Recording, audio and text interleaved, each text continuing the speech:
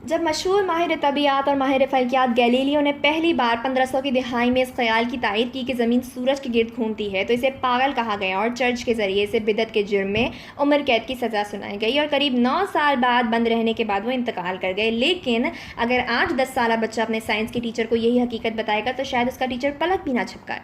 तो ऐसा क्या है जिसने चीज़ों को इतना तब्दील कर दिया? जबकि दुनिया का इर्तिका हुआ, नई टेक्नोलॉजीज़ दरियाफ़्त में आई, हमारी फ़ल्कियात को समझने में दुरुस्त तरीके से आसानियाँ पैदा की गई। बेचारा गैलीलियो तो पागल था, लेकिन वो पागल नहीं, सिर्फ अपने वक्त से थोड़ा पहले था।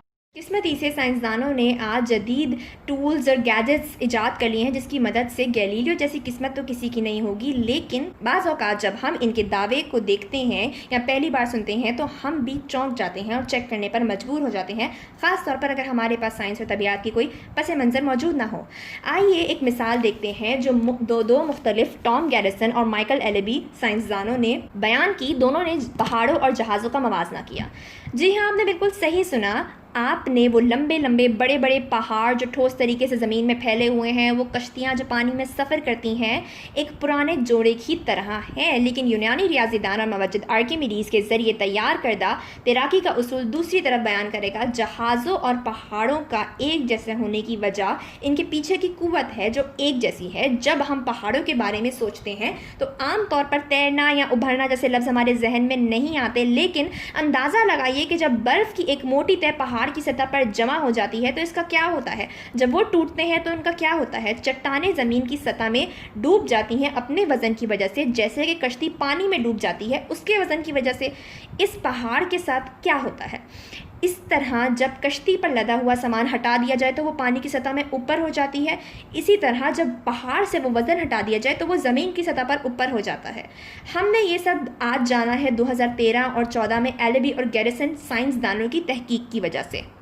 लेकिन 14 सदियों पहले जब कुरान मजीद नाजिल हुआ तो सूरा नंबर 43 की आयत नंबर 32 में इसने फरमाया, और इसी की निशानियों में समंदर और पहाड़ जैसे जहाज़ हैं। ऐसा कैसे मुमकिन है कि एक किताब जो बहुत पहले नाजिल हुई, इस वक्त जब कोई साइंसी औजार, सबूत, नज़रियात की अदम मौजूदगी थी, इस वक्त ऐसी किताब में ऐसा इंकिशाफ कैसे हो सकता है? जदीद साइंस की एक और मिसाल कुरान ही की आयनादार है जो कि जड़ता के तस्वुर यानी कॉन्सेप्ट ऑफ इनर्शिया से मुताल्लिक है। 2011 में थ्रेशोल्ड के रिसाले की 39वें शुमार में डॉक्टर कैरोलिन ओ फोलर, जो आर्ट और आर्किटेक्चर में PhD प्रिंसटन यूनिवर्सिटी से कर चुकी हैं, इनके मजमूनों में से एक मजमून था कि खड़े पहाड़ बादलों की तरह चलते हैं। और आप सोचते हैं कि पहाड़ों और कश्तियों का कोई जोड़ नहीं। इस मजमून में डॉक्टर फोलर ने मशहूर मुसव्विर अब्राहम बुलमर्ट के फ़न का इस्तेमाल करते हुए इनर्शिया के कॉन्सेप्ट की अक्कासी की है। जैसा कि सर आइजैक न्यूटन ने हरकत के कानून में बयान किया है कि एक जिस्म ताकत के ज़रिए तब तक आराम की हालत में रहेगा जब तक इसे बज़ाहिर दूसरा जिस्म हिलाए ना। फिर वो पेंटर की तारीफ़ करने लगती है इसकी सलाहियतों की वजह से, जो ज़ाहिर करता है अपने पेंट ब्रश के सिर्फ एक स्ट्रोक के साथ जड़ता के कवानीन के खुलासे को महज एक ही तस्वीर में। इस खुलासे को डॉक्टर फोलर ने मज़ीद इस हकीकत की तरफ राग़िब किया है कि बुलेमार्ड एक ऐसी तहरीकी तफ़हीम की तरफ बढ़ा जो ज़बरदस्त क़ुव्वत के ज़रिए चीज़ों को हरकत में लाने के बारे में नहीं, बल्कि इसके बजाय ये ख्याल पेश करती है कि दुनिया पहले ही से हरकत में मौजूद है और पहाड़ जो बादलों की तरह चलते हैं, नक्लो हरकत और आराम की हालत में दो अलग अलग हैं लेकिन नज़रियाती लिहाज से मसावी रियासतें हैं। ये मुतासिर कुन होता है कि जब आर्ट और साइंसी नज़रियात को सीधे और साफ अंदाज में पेश करने के काबिल हो जाए। लेकिन बुलेमार्ट, न्यूटन और ख़ुद गैलीलियो से बहुत पहले कुरान मजीद था जिसने इस क़ुव्वत और हरकत को रिश्तेदाराना तस्वुर के तौर पर पेश किया। कुरान पाक में सूरा नंबर 27 में बयान किया गया है, और तुम पहाड़ों को देखते हो तो ख्याल करते हो वो अपनी जगह खड़े हैं, फिर वो पहाड़ उस रोज़ उस तरह उड़ते फिरेंगे जैसे बादल होते हैं, और ये अल्लाह ही की कारीगरी है।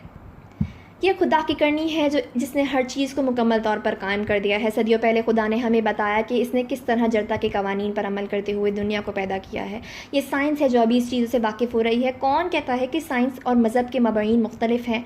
कुरान मजीद में साइंस और मज़हब को जुड़वा बहनों की तरह कहा गया है, जैसा कि वो जुड़वा बहनें नहीं जो एक जैसी दिखती हैं, बल्कि ममासिल जुड़वा। कुरान मजीद तो बहुत सारे हिस्से हैं जो साइंसदानों की समझ में नहीं आए हैं। इसमें कोई हैरानी की बात नहीं कि बाकायदा साइंस भी पूरी तरीके से इसको समझ नहीं सका, तो आम लोगों को तो छोड़ ही दीजिए।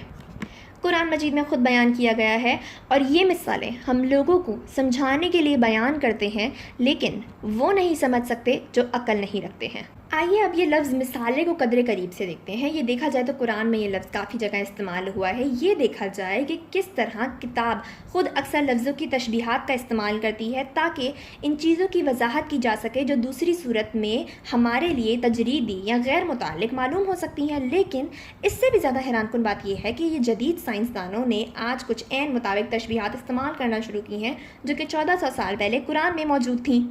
ज़ाहिर है किसी ने इस तहकीक पर तवज्जो नहीं दी, किस ने भी इस गैर मामूली तरीके से पहाड़ या बहरी जहाज़ का पहाड़ों या बादलों का आपस में ताल्लुक़ सोचा ही नहीं। और अभी भी पहाड़ों की तशबीह समंदर से, बहरी जहाज़ों से, चलते बादलों से देना लोगों को घुमा देता है। आप खुद आजमा के देखिए, किसी पुलिस अफसर के पास जाइए और उसको बताइए कि पहाड़ बादलों की तरह चलते हैं। देखिए इसका क्या रद्द-ए-अमल होगा। लेकिन होशियार रहिएगा वो आपको शराबी समझ के गिरफ्तार ही ना कर ले। मैं क्या कह सकती हूँ, मेरे ख्याल में एक हकीकत कभी भी सामने आ सकती है और तकदीरदेह हो सकती है और गैलीलियो मेरे साथ इत्तफाक करेगा। क्या आप करेंगे?